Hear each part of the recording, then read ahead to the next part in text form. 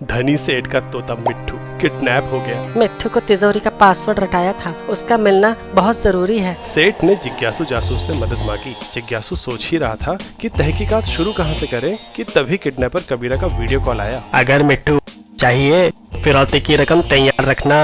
Room service, room service. इतने बड़े kidnapper हो फिर भी वीडियो कॉल की क्वालिटी इतनी खराब है। लगता है तुम्हारे पास 5G फोन नहीं है।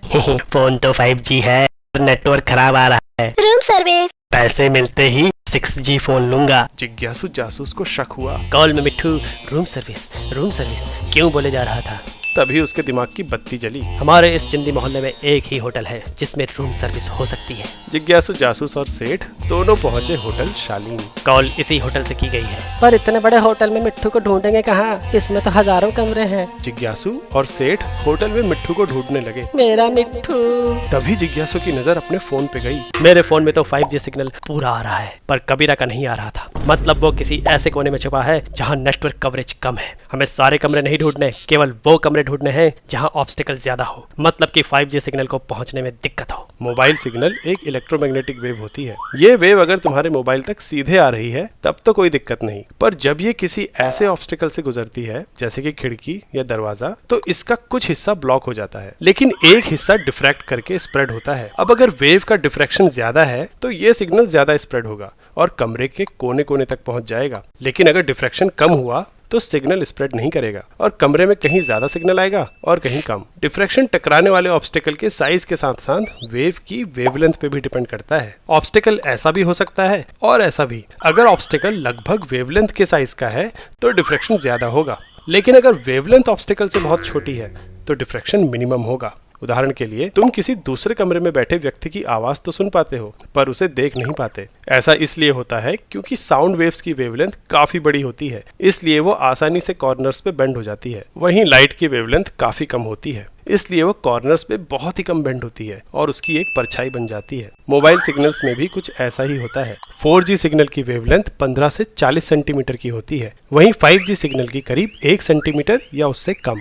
हमारे आसपास के ज्यादातर ऑब्स्टिकल्स लगभग 4G की वेवलेंथ के साइज के ही होते हैं, इसलिए 4G सिग्नल ज्यादा डिफ्रैक्ट होता है। मतलब ये ज्यादा एरिया कवर कर लेता है और कई ऑब्जेक्ट से टकराने के बाद भी इसकी कवरेज कम नहीं होती। वहीं 5G सिग्नल कम डिफ्रैक्ट होता है और थोड़े से ऑब्स्टिकल आते ही इसकी पहुंच एकदम खत्म हो जाती है। होटल का बेसमेंट ही ऐसी जगह है जहां सिग्नल के सीधे पहुंचने के लिए कोई खिड़की या दरवाजा नहीं है, बल्कि सिग्नल को ऑब्जेक्ट से गुजरते हुए वहां तक पहुंचना पड़ेगा। 5G सिग्नल इतने ऑब्स्टिकल से पास नहीं हो पाएगा और सिग्नल वीक हो जाएगा। दोनों बेसमेंट में पहुंचे और कबीरा को स्टोर रूम में धर दबोचा। अरे मेरा मिट्ठू, पासवर्ड बता। 1 2 3 4 1 2 3 4। बाप रे, कितना मुश्किल पासवर्ड है। हमने ये तो पढ़ लिया कि बड़ी वेवलेंथ्स ज्यादा डिफ्रैक्ट होती हैं और छोटी वेवलेंथ्स कम, लेकिन ऐसा होता क्यों है?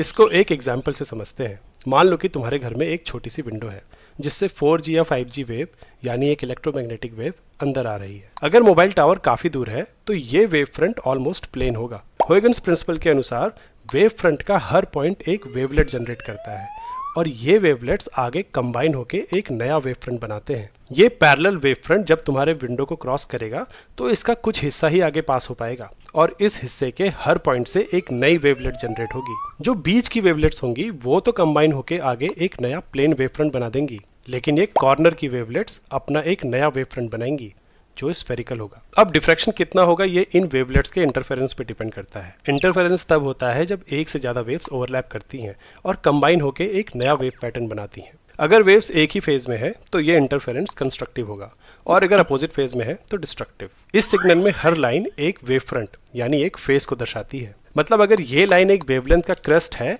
तो ये नेक्स्ट लाइन अगली वेवलेंथ का क्रेस्ट होगी। अब जैसे ही ये दो वेव्स एक दूसरे से ओवरलैप होनी शुरू होंगी तो जहां जहां पे ये लाइंस मिलेंगी वहां पे कंस्ट्रक्टिव इंटरफेरेंस होगा। अगर हम इस इंटरफेरेंस को एक स्क्रीन पे देखें तो ये कुछ ऐसा दिखेगा। बीच में सिग्नल की स्ट्रेंथ मैक्सिमम होगी और बाहर की तरफ कम होती रहेगी। अब अगर वेवलेंथ बड़ी है तो ये इंटरफेरेंस काफी दूर दूर होंगे और सिग्नल एक बड़ी एरिया में फैलेगा, मतलब डिफ्रैक्शन ज्यादा होगा। लेकिन जैसे जैसे वेवलेंथ कम होगी ये पैटर्न एक छोटी एरिया में सिमटता रहेगा, यानी छोटी वेवलेंथ के लिए डिफ्रैक्शन कम होगा। वैसे अगर 5G सिग्नल स्प्रेड होने के मामले में इतना खराब है तो इसे यूज क्यों करते हैं? कभी सोचा है? क्या तुम जानते हो कि तुम खुद के लिए शॉपिंग करके भी स्टोरीवाइज को सपोर्ट कर सकते हो? हम हर वीडियो में कुछ प्रोडक्ट्स टैग करते हैं। उन प्रोडक्ट लिंक्स पे क्लिक करके अगर तुम फ्लिपकार्ट पे जाके शॉपिंग करते हो तो हमें थोड़ा सा कमीशन मिल जाता है। इस वीडियो में मैं 2 प्रोडक्ट्स टैग कर रहा हूँ। पहला Wacom Intuos Pro digital drawing tablet, जिसको हम स्टोरीवाइज में ड्राइंग्स बनाने के लिए इस्तेमाल करते हैं, और दूसरा सेनाइजर के ये हेडफोन्स, जिस पे मैं अपने वीडियोस के ऑडियो रिकॉर्ड करता हूँ। Go check them out.